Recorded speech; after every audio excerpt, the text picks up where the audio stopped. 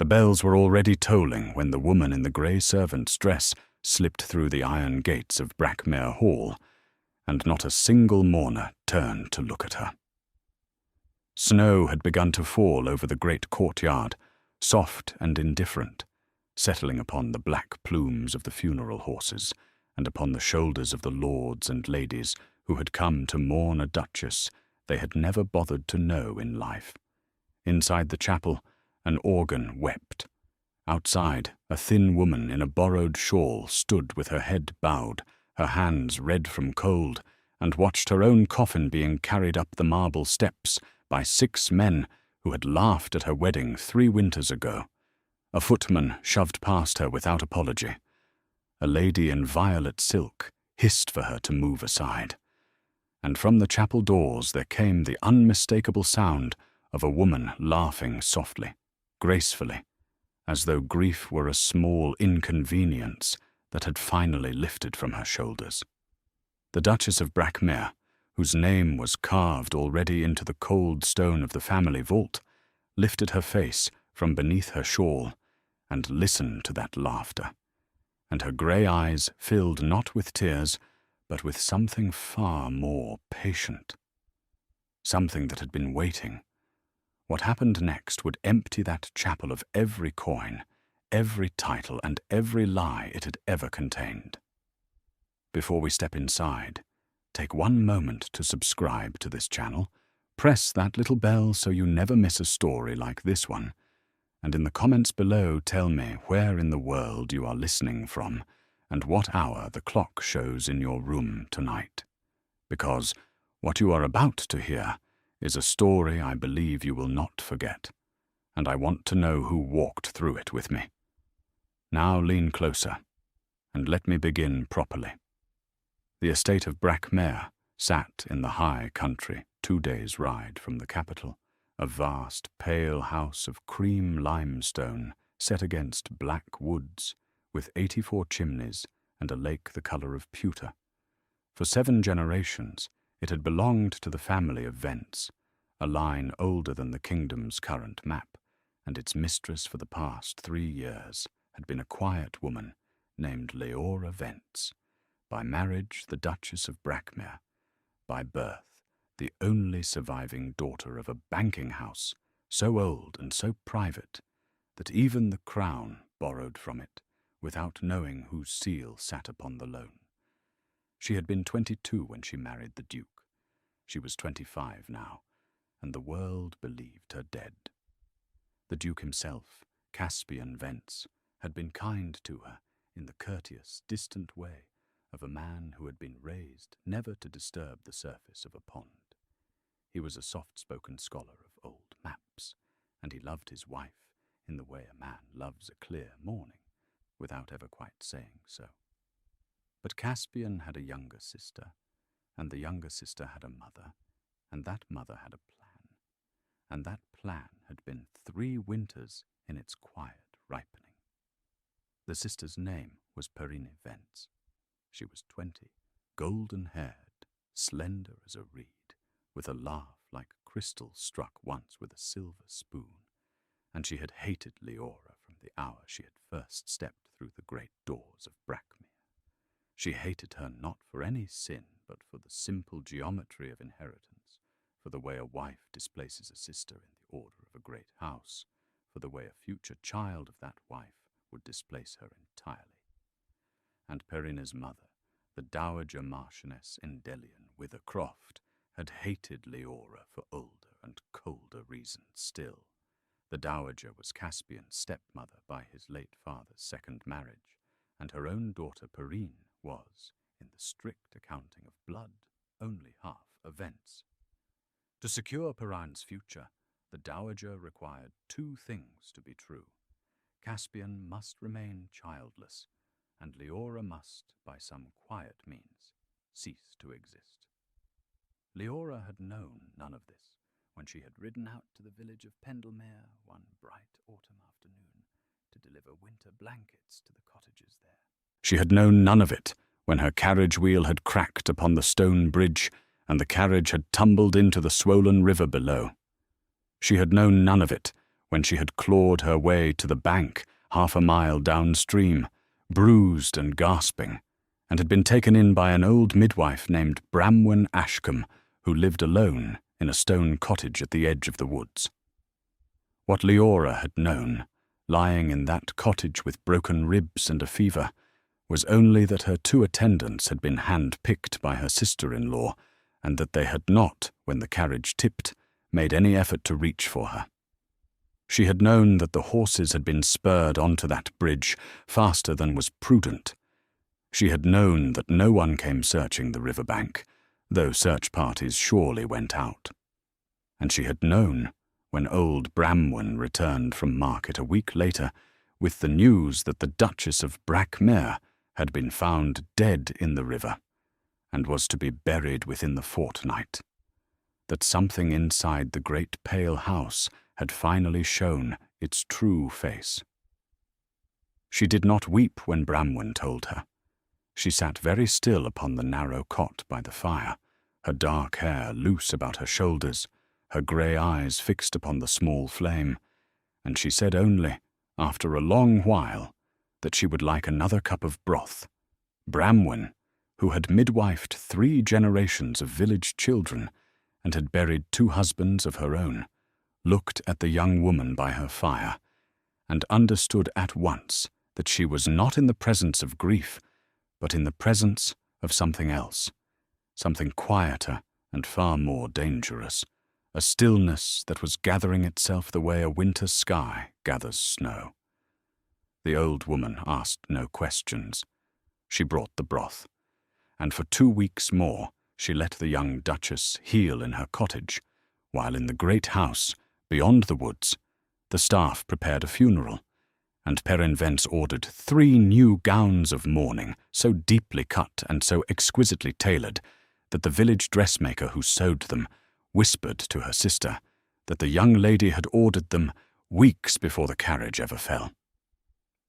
That whisper reached Bramwyn, who carried it like a small dark stone into her cottage and laid it gently at Leora's feet. Leora listened. She did not speak. She rose from the cot the next morning, walked out into the cold yard, and stood for a long time, staring at the line of black woods that separated her from her own home. She had been raised by a father who taught her that the world was a ledger, and that every cruelty was an entry, and that the books were always, in the end, balanced. Her father had died when she was 19, leaving her not only the great private bank that bore his family's name, but also the controlling interest in 7 northern shipping houses, 4 mills, and the largest single block of crown debt outstanding in the realm. She had told Caspian, on the night of their engagement, that she did not wish her holdings to be known publicly. She wished, she had said, to be loved as a woman and not as a fortune. He had agreed. He had loved that about her. He had not understood, perhaps, that the same instinct which made her hide her wealth would also, in its hour, make her hide herself. She wrote a single letter that night, by the light of Bramwyn's tallow candle, and she sealed it with a wax impression made by pressing the iron handle of a kettle into the warm wax, since she had no signet to hand. She gave the letter to Bramwyn's grandson, a quick-footed boy of 14 named Lucan, and she told him to ride without stopping to the city of Carthwell, and to deliver the letter into the hand of a man named Thaddeus Fernridge at the offices of the old bank on Coppergate Street. Lucan rode. Leora waited, and while she waited, she made a decision that would empty a great house of its lies. She would attend her own funeral. She would attend it not as the Duchess returning from the dead in glory, with trumpets and accusations, for any such return could be denied, contradicted, perhaps even silenced a second time. She would attend it as a servant. She would walk among the mourners with a tray in her hands and a cap upon her head, and she would listen. She would listen to what her sister-in-law said in unguarded moments. She would listen to what the dowager whispered to her allies.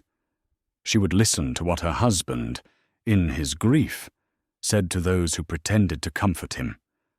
And when she had heard enough, when the ledger of cruelties was complete in her own mind, and the witnesses she required had arrived from Carthwell, she would lift the cap from her head and let the great pale house see what it had tried to bury. Bramwyn helped her dress for the part. The midwife had a niece who was in service at Brackmere, a quiet girl named Henwen Oakgate, who had wept when the news of the Duchess's death reached the kitchens, for Leora had been kind to her once when she had broken a porcelain cup and the housekeeper had threatened to dismiss her. Through Bramwyn, a message was sent to Henwen. A spare uniform was smuggled out of the laundry at dusk and carried through the woods in a bundle of linen. By dawn on the morning of the funeral, Leora stood in Bramwyn's small cottage in a plain grey dress with a white apron and a white linen cap, her dark hair tucked away, her face shadowed by the cap's brim, her grey eyes lowered. She looked, the old midwife said softly, like any girl in service. She looked like no one anyone would notice. Leora smiled then for the first time in 3 weeks, a small, cool smile that did not reach her eyes, and she said quietly that being no one was, on certain mornings, the most powerful disguise a woman could wear. She walked the 4 miles to Brackmere alone, through the snow, with her shawl pulled tight around her shoulders, and she arrived at the servants' gate just as the bells began to toll. Henwen met her at the kitchen door, pale as the linen she carried, and pressed into her hands a silver tray loaded with small glasses of sweet hot wine. Leora took the tray. She nodded once to the girl, a nod that said, "Be brave, be silent, watch," and she stepped into the great hall of her own house as though she had never lived there. The hall was crowded. 200 mourners at least had come from the surrounding counties, and a further 50 from the capital, all dressed in the careful black of polite society, all murmuring the careful sympathies that polite society had perfected over centuries of dying. Leora moved among them with her tray, lowering her eyes, offering wine, refused by some, taken absently by others, and she listened. She heard one old lord remark to another that Caspian had borne the loss with admirable composure, hardly any tears, really, very dignified. She heard a young woman whisper that the Duchess had always been a strange creature, too quiet, too watchful, no real beauty to her, no spark, the sort of wife a man marries for the dowry and quietly forgets. She heard a banker from Carthwell ask casually whether anyone knew yet what would become of the Duchess's private estate, and she heard the man beside him answer that it would all revert to the husband, of course. The marriage contract had been very clear on that point. Leora's hand did not tremble on the tray. The marriage contract had said no such thing. She herself had signed it. The dowry alone had reverted to Caspian upon her death, a modest sum by the standards of great houses, generous by the standards of mortal men. Her private estate, the bank, the mills, the shipping houses, the crown debt, all of that had remained in her own name and would, upon her death, pass according to the terms of a separate sealed document held in the vaults of the old bank on Coppergate Street, a document whose contents not even her husband knew. Whoever had told the banker from Carthwell otherwise had told him a lie, and that lie had a mother and a daughter and a price. Leora moved on. She entered the long gallery where the family portraits hung, and there, at the far end, beneath the painted gaze of 3 centuries of Vent's ancestors, she saw them. Perrine stood by the great fireplace in a gown of black silk, so deeply cut that the older ladies of the county had not yet decided whether to be scandalized or impressed. Her golden hair was caught up in a net of jet beads. Her cheeks were faintly pink, not from grief but from the heat of the fire, and her mouth was curved in the small, private smile of a woman who has won. Beside her stood the Dowager Marchioness Endelion Withercroft, tall and gaunt, and corseted to the throat, her white hair piled into a tower of mourning lace, her hands folded with the false serenity of a saint in a stained glass window. They were speaking in low voices. Leora crossed the gallery slowly, her tray held before her, her cap shadowing her face, and she came to a stop a respectful 3 paces behind them, as a servant should. She offered the tray. Neither woman turned. Neither woman saw her. Perrine, in a voice so soft it was nearly tender, said that the worst of it was over now, and that Caspian, poor dear Caspian, would need a great deal of looking after in the coming months, and that the Dowager must be sure to invite the right young women to dinner. No one too clever, no one too rich, someone manageable, someone who would not insist on producing an heir too quickly. The Dowager smiled thinly and replied that there was no hurry, that Caspian had always been a slow horse to lead to water, and that a year of mourning would give them ample time to settle the question of the Vence estate first. Perrine asked, still softly, whether the lawyers had confirmed yet that the Carthwell holdings would pass cleanly. The Dowager answered that they would, that the late Duchess had been a foolish girl who had signed whatever was placed in front of her, that the documents were in order, and that within 6 months the seal of Vence would sit upon the largest private bank in the realm. Perrine laughed then, very softly, and said that it was almost a pity the bridge had been only a bridge, and not something more interesting. Leora, 3 paces behind them with a tray of sweet wine, didn't move. She didn't breathe. She let the words settle into her mind, the way snow settles upon a stone, gently and irrevocably, and then she lowered the tray a 1/4 inch in silent salute to the women who had just confessed their murder to a servant they had not even bothered to see. She turned. She walked away down the gallery, and she began, in the quiet ledger of her mind, to write their names beside the entries of what they owed. The funeral service itself was conducted in the family chapel at noon. Leora stood at the back, against the cold stone wall, with the other servants, her cap pulled low. She watched her husband walk slowly up the aisle behind the empty coffin, his face grey, his shoulders bowed, and she felt for the first time since the river a sharp, small pain beneath her breastbone, for she saw that he was truly grieving, that whatever had been done without his knowing, and that he believed her dead and was breaking under the belief. He took his place in the front pew. Perrine slipped into the seat beside him, took his hand, and pressed her cheek briefly to his shoulder in a gesture of sisterly comfort, so perfectly calibrated that even Leora, watching from the back, almost believed it. The priest began to speak. He praised the late Duchess in the general terms reserved for women whose lives the speaker has not troubled to learn. He spoke of her gentleness, her charity, her quiet support of her husband.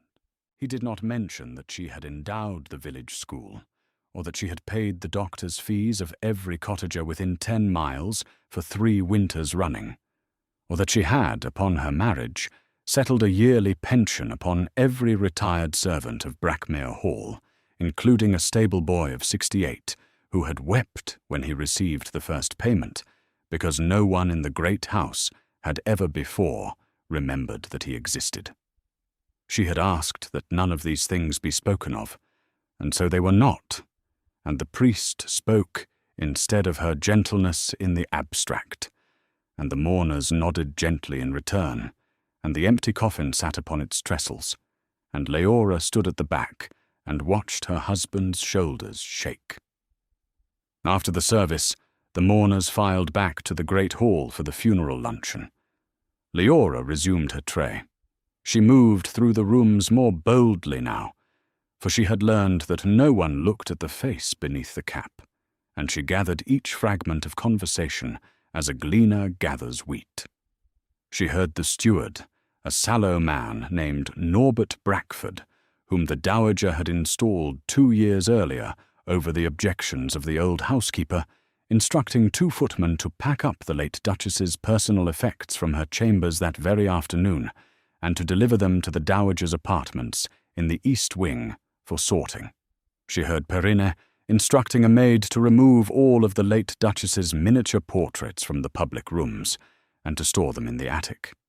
She heard the dowager remarking to a cousin that it was such a shame about the Carthwell girl, of course, but that one had to be practical, and that Caspian had been most touchingly resigned to the will of Providence. The will of Providence.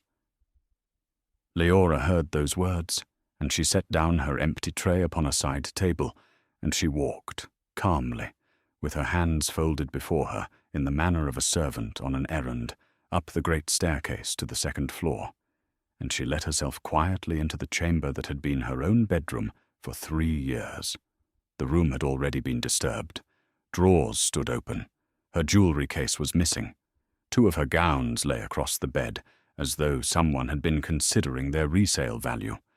And on the writing desk beside the window, weighted by a small bronze inkwell, sat a single sheet of paper, which Leora recognized at once as her own handwriting, and which she had not, in any moment of her life, ever written.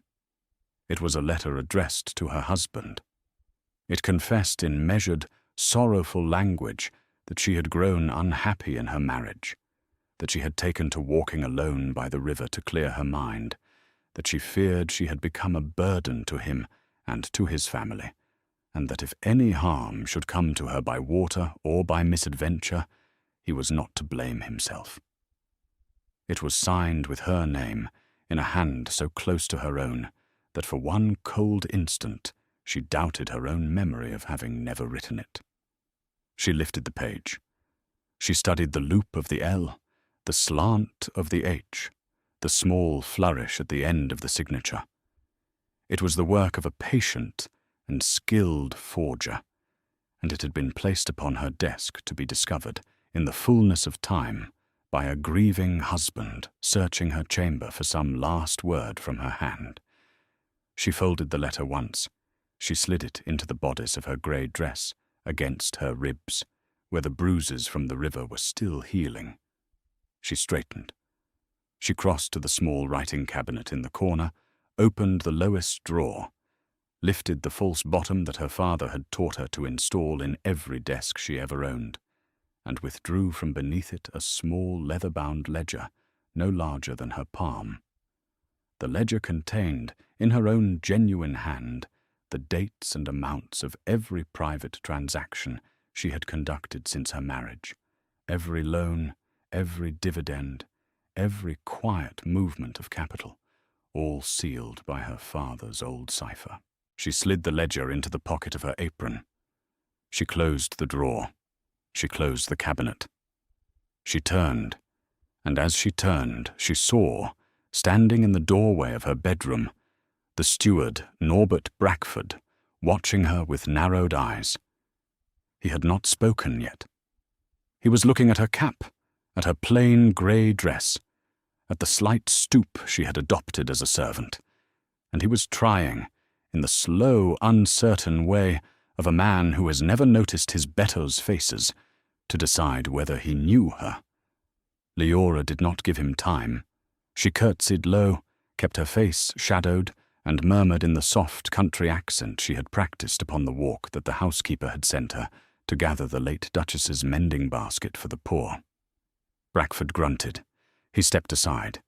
He told her to be quick about it, and not to touch the jewelry. She curtsied again.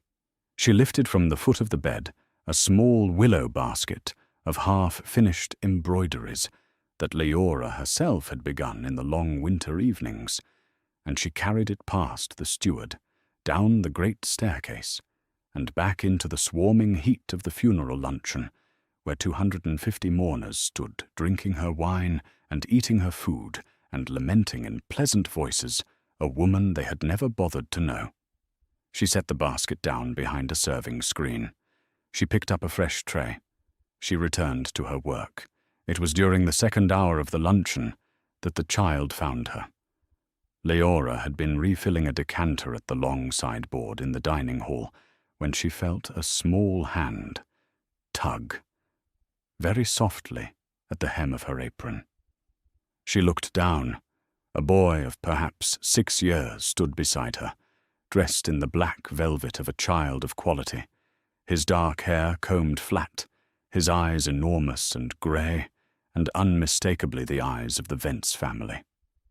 This was Everard, the son of Caspian's late elder brother, who had died of a fever the year before Caspian's marriage, and who had left behind a widow and a child, living in the dower house at the edge of the park.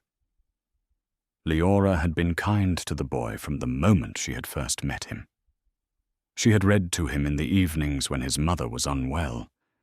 She had taught him the names of the wild birds in the lake reeds. She had given him, on his last birthday, a small carved horse of yew wood that he carried in his pocket still. He was looking up at her now with a small, puzzled smile, and he was holding out his hand, and in his palm sat the carved yew horse.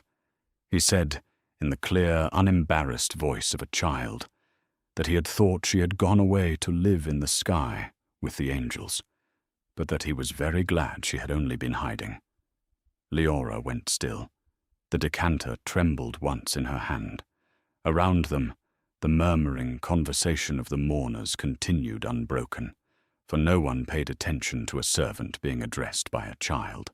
She knelt swiftly, so that her face was on a level with his, and she pressed one finger very gently to her lips. Everard nodded with great solemnity. He understood at once, in the way that small children sometimes understand things that adults have lost the knack of seeing, that this was a game with very high stakes, and that he must be brave and silent. She whispered to him that he had done very well to find her, and that he must keep her secret only a little longer, and that by the time the candles were lit that evening, she would speak with him properly. He nodded again. He slid the yew horse back into his pocket. He turned and walked away across the great hall on his small velvet shoes, and he did not look back, and Leora watched him go with a tightness in her throat that no overheard cruelty had been able to put there. Then she rose, lifted her tray, and continued her work. The afternoon wore on. The light in the tall windows began to thin toward the grey gold of a winter dusk.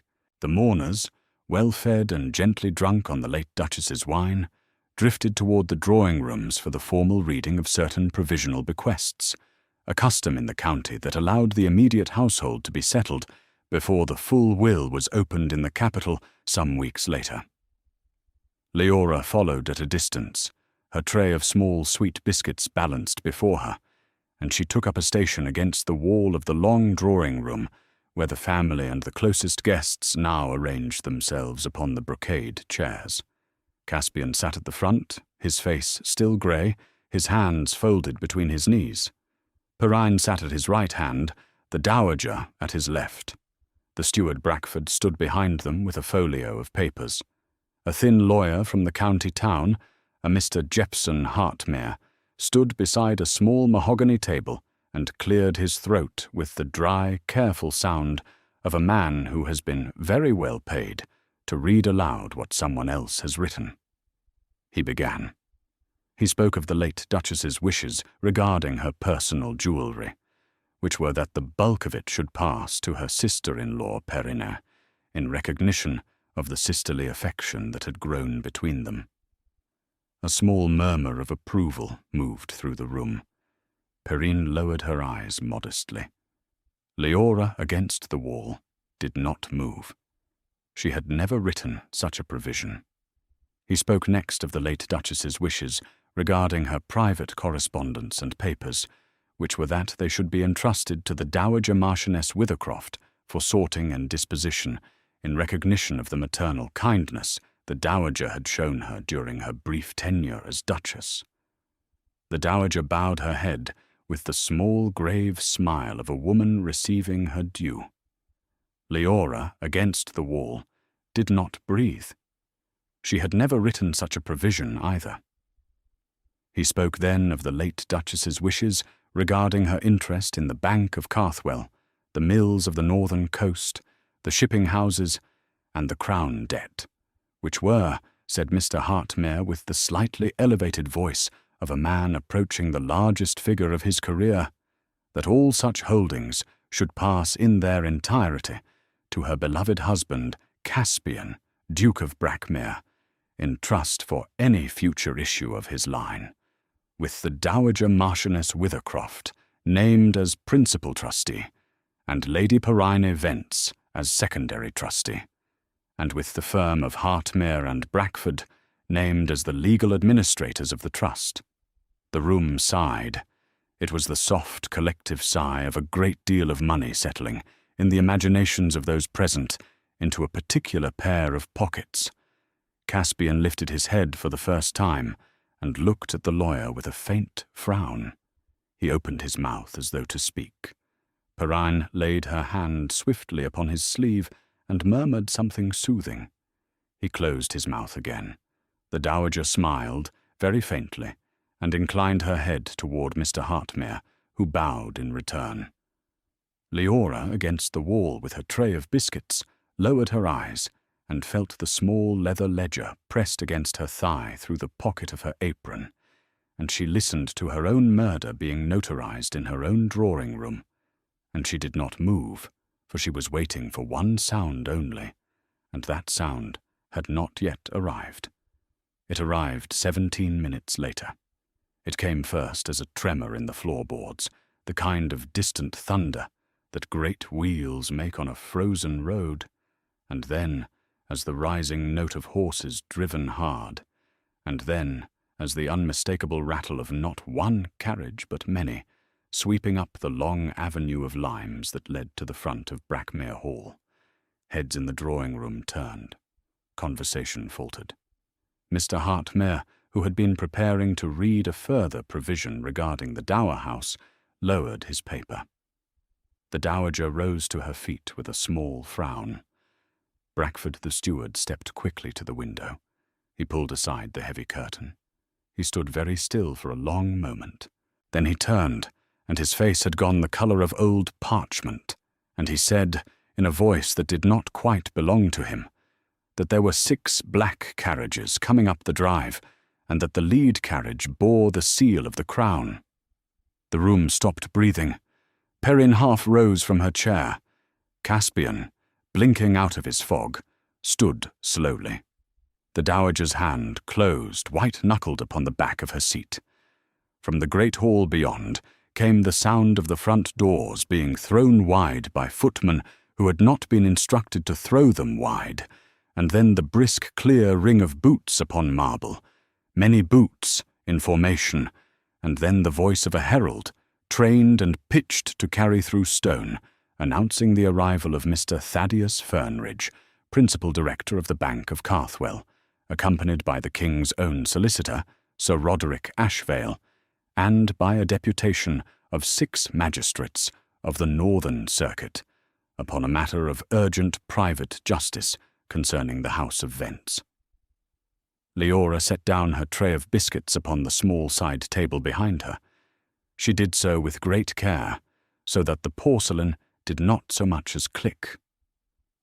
She straightened. She lifted her hands and untied the strings of her white linen cap, and she drew the cap slowly from her head, and her dark hair, which had been pinned and tucked beneath it, fell loose about her shoulders in a long, heavy fall, the color of wet earth. She unfastened the white apron at her waist. She let it drop to the floor. Beneath the plain grey dress, she was still bruised and still thin and still wearing the borrowed boots of a midwife's niece. But she lifted her chin, and her grey eyes were no longer lowered, and she stepped forward from the wall into the centre of the drawing-room as the doors at the far end opened, and the herald entered, and behind him came Thaddeus Fernridge, white-haired and grave, and behind him the king's own solicitor in his black robe with the gold cord at his throat, and behind him the 6 magistrates in their dark coats, and behind them, last of all, walking with the small, unhurried step of a woman who has known this hour for 3 weeks, came no one, because Leora was already in the room. She had been in the room the whole time. She spoke. Her voice was not loud. It did not need to be. She said very quietly that she was sorry to interrupt the reading of her will, but that there appeared to be certain inaccuracies in it that ought, in fairness to all present, to be corrected at once. The room did not so much fall silent as cease to exist. Caspian made a sound that was not a word. Perrine sat down very suddenly, as though her knees had been cut from beneath her. The Dowager Marchioness Endelion Withercroft did not move, did not breathe, did not blink. Her face had become the face of a wax figure in a closed museum at midnight, a face from which every animating principle had withdrawn, leaving only the shape of what had once been a woman. Mr. Hartmere dropped his folio. Pages fanned across the carpet. A footman by the door dropped a tray of small glasses, and the crystal sang as it shattered, and one young maid in the corner sank slowly to her knees and pressed both hands to her mouth and began to weep without sound. Thaddeus Fernridge crossed the room to Leora and bowed before her as deeply as a man of 70 can bow. The king's own solicitor bowed also. The 6 magistrates removed their hats in unison, and Leora, in her grey servant's dress with her dark hair loose, turned to her husband Caspian, who was staring at her as though she had walked out of his own grave, and she said gently that she had a great deal to tell him, and that she was very sorry he was about to hear it in public, but that public was the only place where such things could now safely be said. Caspian took one step toward her. He stopped. His hand rose halfway to her face, and then fell again, for he did not know yet whether he was permitted to touch her, and his eyes had filled with the helpless tears of a man who has just been told that the worst day of his life had been a lie. Leora looked at him for a long moment. Whatever passed between them in that look was not for the room to know. Then she turned, with the small, deliberate movement of a judge taking her bench, and she faced her sister-in-law and her stepmother-in-law, and the steward and the lawyer who had between them written her death. She said in the same quiet voice that she would now ask Mr. Fernridge to read aloud certain documents which had been held in sealed deposit at the Bank of Carthwell since the 2nd week of her marriage, and which would clarify, beyond the possibility of dispute, the true disposition of her private estate in the event of her death. Mr. Fernridge stepped forward. He drew from a leather case a folded parchment heavy with red seals. He broke the seals one by one in the silence of the drawing-room, and each cracking of wax sounded in that silence like a small bone breaking. He unfolded the parchment. He read. He read that the entire private estate of Leora Vence, born Leora Carthmere, comprising the Bank of Carthwell and all subsidiary holdings, the northern mills, the shipping houses, the crown debt, and certain unnamed properties of significant value, was held in her sole name, and was, in the event of her death without issue, to pass not to her husband, not to his family, not to any trustee of his household, but to a charitable foundation established under her own seal for the education of the daughters of cottagers within the counties of her birth, with administration vested in the Bank of Carthwell under the personal oversight of Mr. Fernridge and his appointed successors. There would be no Vence inheritance of the Carthwell fortune. There had never been any possibility of one. The document her father had drawn for her at the age of 19 had made it so, and she had signed it gladly, and she had never amended it, and any paper purporting otherwise was a forgery. Mr. Fernridge lowered the parchment. He looked across the room at the Dowager Marchioness, and his old eyes were not kind. He said, in the dry voice of a banker who has spent 50 years calculating what men would do for money, that he had received the late Duchess's letter from a village boy named Lucan 3 weeks past, and that upon receiving it, he had at once dispatched investigators to Pendlemere Bridge, where they had found, beneath the broken railing, a saw cut in the timber, so fresh that the wood was still pale at the wound, and that they had further obtained, from the village smith, a sworn statement that the cut had been made 2 nights before the carriage fell, by a man answering the description of one Norbert Brackford, steward of Brackmere Hall, who had paid the smith's apprentice a silver crown to forget that the smithy's small saw had been borrowed and returned. Brackford made a small sound and stepped backward toward the door, and 2 of the magistrates moved without hurry to stand between him and the threshold. Mr. Fernridge continued. He said that the investigators had further obtained the testimony of the 2 attendants who had accompanied the late Duchess upon her last drive, both of whom had, upon being shown the evidence of the saw cut, and being offered a choice between the magistrate's mercy and the magistrate's full attention, confessed that they had been paid by Lady Perrin Vence in coin drawn from the Dowager Marchioness's private purse, to ensure that the carriage crossed the bridge at speed and that no rescue was attempted from the bank. He said further that a search of the Dowager's apartments, conducted that very morning under warrant of the King's own solicitor, had recovered a forged confession letter prepared in advance of the Duchess's death, in the handwriting of one Idell Marchgrove, a known forger of the capital, whose signed receipt for payment had been found folded inside the Dowager's prayer book.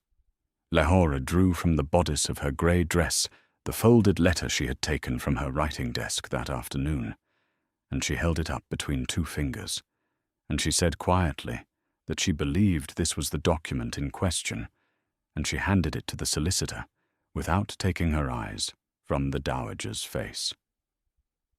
The Dowager did not move. She had not moved since Leora had stepped from the wall. Only her mouth had changed.